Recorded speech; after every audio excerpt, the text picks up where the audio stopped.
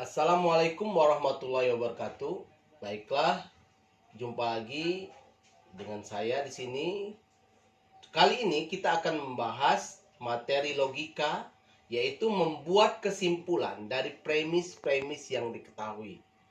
Di sini ada ada 3 premis. Premis yang pertama, jika adik rajin belajar, maka adik juara kelas. Premis yang kedua, jika adik juara kelas, maka adik mendapat hadiah. Premis yang ketiga, jika adik mendapat hadiah, maka adik bahagia. Nah, dalam pembelajaran mengambil kesimpulan atau argumen, kita contoh itu hanya 2 premis saja. Jadi kita bahas dulu 2 premis terlebih dahulu. Oke. Pertanyaannya adalah, buatlah kesimpulan dari premis di atas.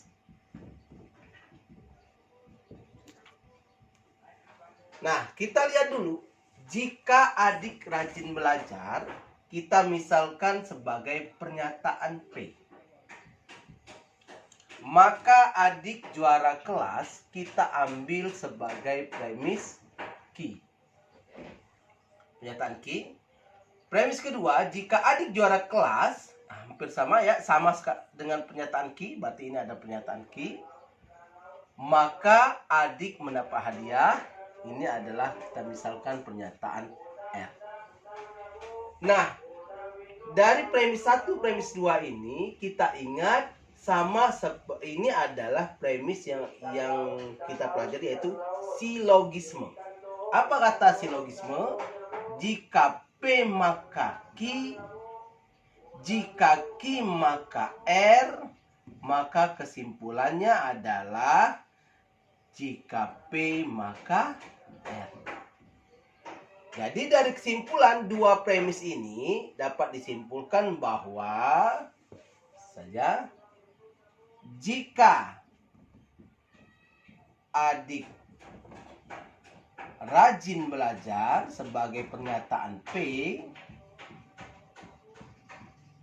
maka R-nya apa?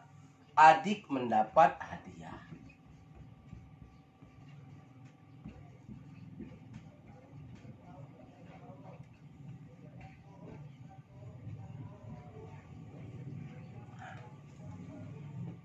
Kemudian kita ambil premis yang ketiga yang belum kita bahas, maka kita masukkan ke sini sebagai pernyataan berikutnya.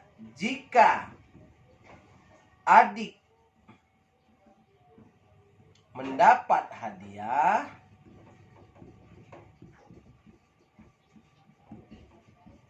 maka adik bahagia.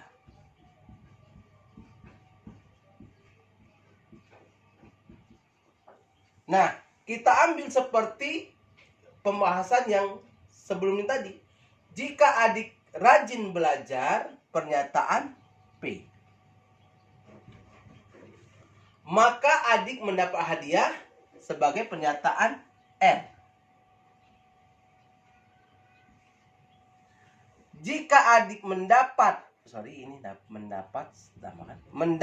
hadiah sebagai pernyataan R ya, maka adik bahagia itu sebagai pernyataan S.